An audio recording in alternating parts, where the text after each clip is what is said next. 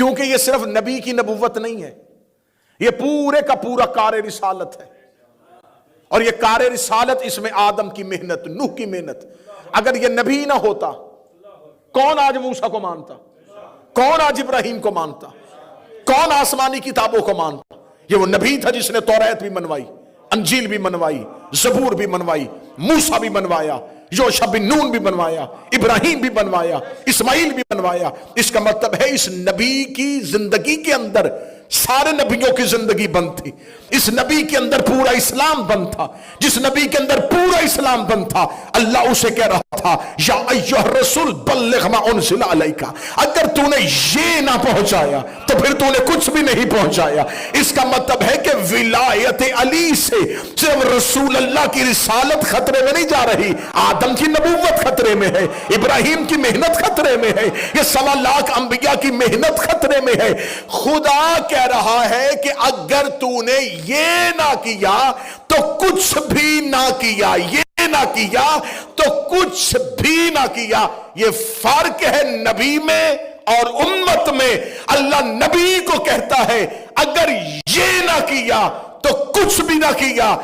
جو نہ کرنے سے اللہ کہہ رہا ہے کہ تو نے کچھ بھی نہیں کیا. امت نے سب کچھ کیا، بس وہ نہیں کیا.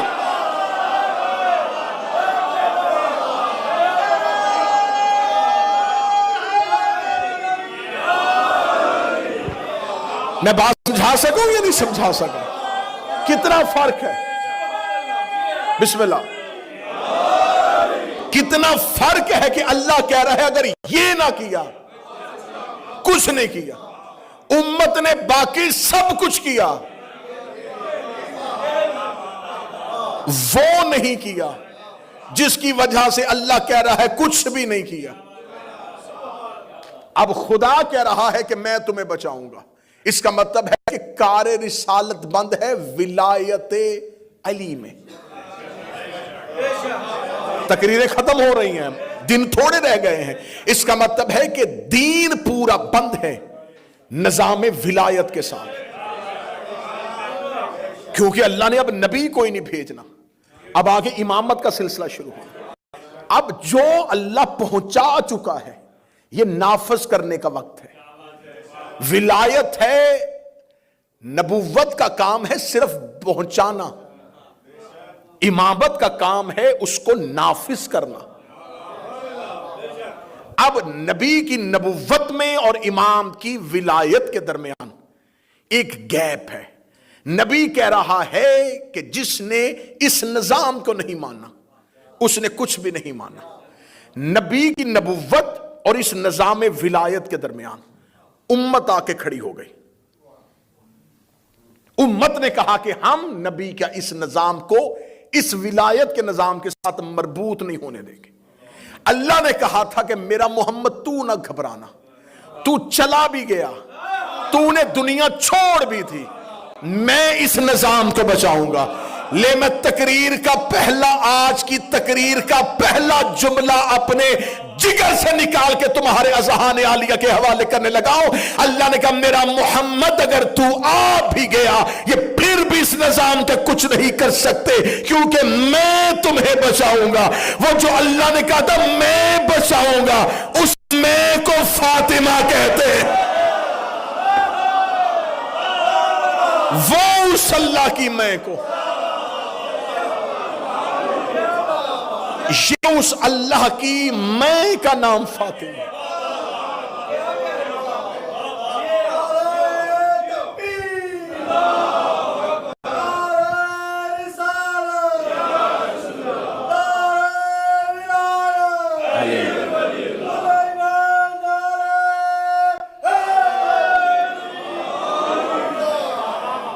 اس میں کا نام فاطمہ. اللہ نے اللہم صلی علی محمد، اللہ نے اس فاطمہ کے ذریعے وعدہ اللہ نے کیا، پورا زہرا نے کیا. میں تحریک سیدہ پڑھ رہا ہوں، میں انقلاب زہرا پڑھ رہا ہوں. خدا نے کہا تھا میں بچاؤں گا، اس میں کے وعدے کو پورا کرنے کے قبلہ اعظم ولایتی صاحب تشریف فرما ہے، رونق کے مجلس ہیں۔ مذہب جعفریہ کے ہاں یہ حدیث معتبر ہے، غیر شیعہ کے ہاں اس حدیث کو لکھا گیا ہے لیکن اتنے تواتر کے ساتھ نقل نہیں کیا گیا جس طرح شیعوں نے مانا ہے، لیکن یہ غیر شیعہ کی کتابوں میں بھی یہ حدیث موجود ہے۔ نبی نے ایک حدیث قدسی کو بیان کیا، نبی نے فرمایا اللہ نے مجھے کہا تھا لولاک لما خلقت الافلاک، میرا محمد اگر تو نہ ہوتا۔ یہ شیعوں کے ہاں مستند ہے، اس پہ شیعوں کے ہاں کوئی جھگڑا نہیں ہے، سب شیعوں نے اسے صحیح مانا ہے کہ یہ صحیح ہے اور تواتر کے ساتھ یہ نقل ہوئی ہے اور اسے حدیث قدسی کی حیثیت ہے۔ اگر آپ نے ہزاروں دفعہ سنی ہے لیکن آپ نے آدھی سنی ہے، میں پوری پڑھنے لگا۔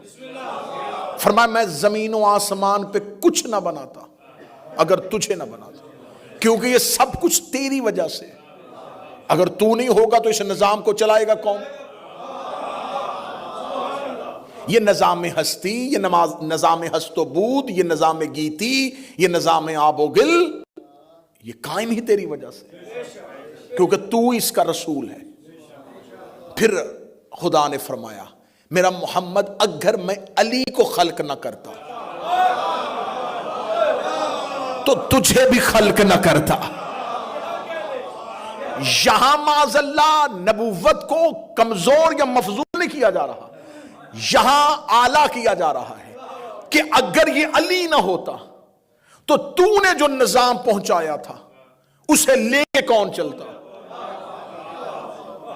تو اگر اس نظام کو میں نے آگے نہ چلانا ہوتا، میں تجھے نہ بناتا، کائنات نہ بناتا اگر تو نہ ہوتا، تجھے نہ بناتا اگر علی نہ ہوتا۔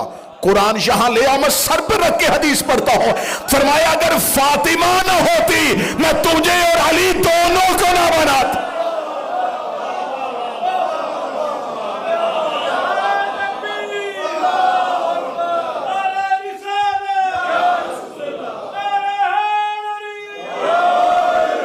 لما خلقتما لما خلقتما، میں تم دونوں کو نہ بناتا اگر زہرا کو نہ بناتا، اس لیے کہ تو نے پہنچانا ہے، علی نے نافذ کرنا ہے، زہرا نے بچانا ہے۔ اس کا مطلب ہے کہ اس کائنات میں زہرا کی حیثیت ایک بیٹی کی نہیں،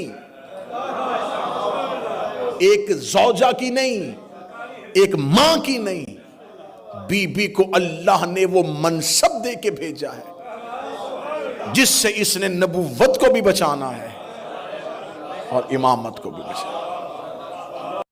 تحریک سیدہ سنیے گا، انقلاب زہرا سنیے گا، یہ ہے مشن زہرا، یہ ہے سیدہ کو زمین پر اتارنے کا مقصد۔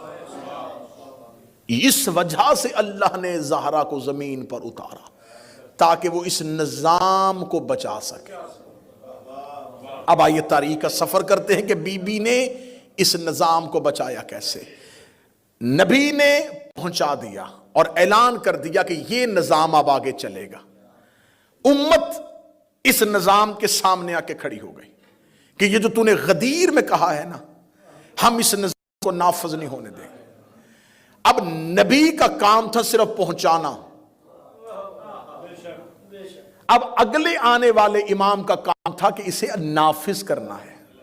اب امت کے سامنے نبی نہیں آیا، جو بیٹھے ہیں موضوع سننے کے لیے وہ چل رہے ہیں، جو موضوع سن رہے ہیں وہ چل رہے ہیں۔ اب امت کے سامنے نبی نہیں آئے، علی نہیں آئے، اب اسی نے آنا تھا جس کے ذمے تھا بچانا۔ اچانک دربار میں نہیں گئی،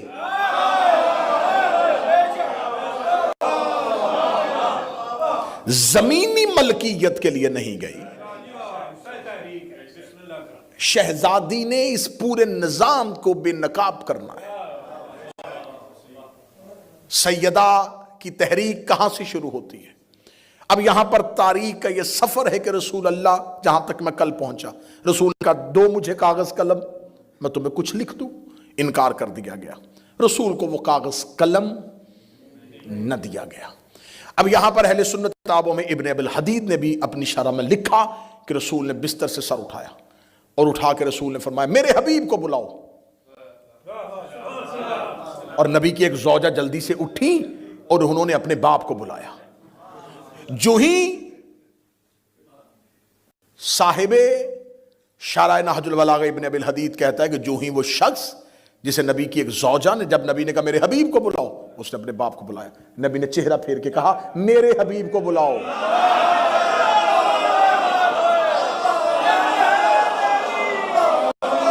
میں شرح نہج البلاغہ سے پڑھ رہا ہوں، ابن ابی الحدید معتزلی سے پڑھ رہا ہوں۔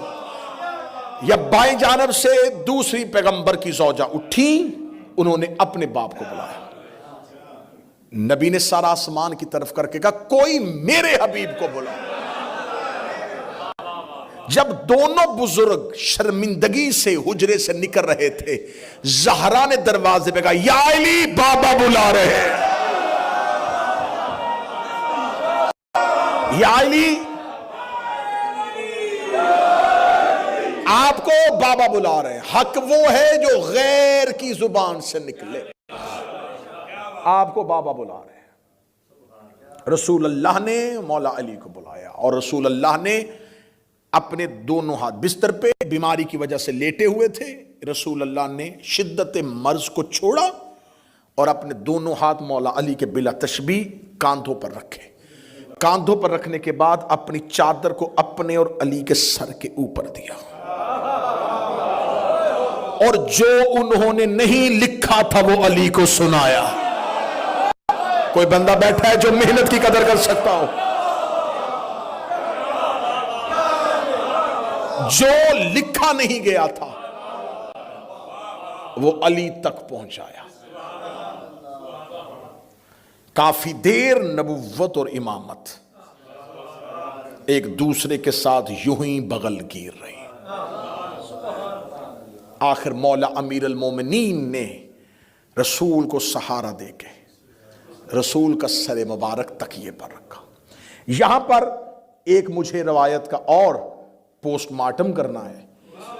کہا جاتا ہے جی نبی نے آخری وقت میں ایک صحابی جس کا نام ابو بکر ابن قحافہ تھا، اس سے اپنی جگہ پہ مصلی عبادت پہ نماز جماعت کی امامت کے لیے کھڑا کیا تھا۔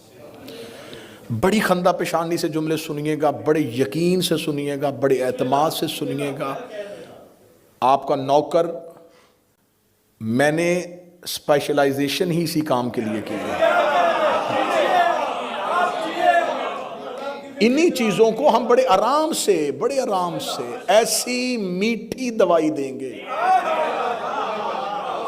جی انہیں کھڑا، غصہ ہم نے نہیں کرنا، ناراض ہم نے نہیں ہونا۔ کیوں؟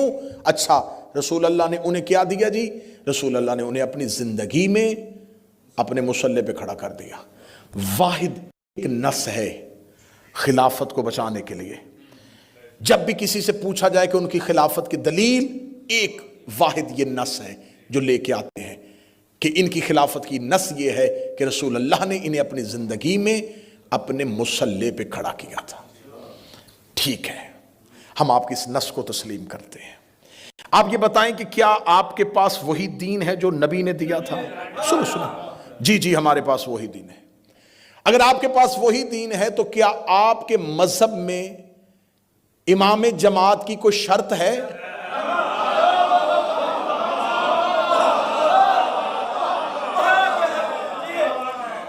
ہاں، اگر تو آپ کے ہاں یہ رول ہے کہ امام جماعت کی یہ شرائط ہے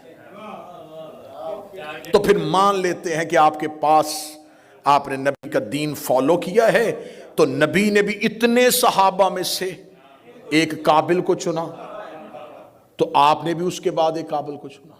جب آپ مصلی پہ کھڑا کرتے ہوئے صرف عمر دیکھتے ہیں،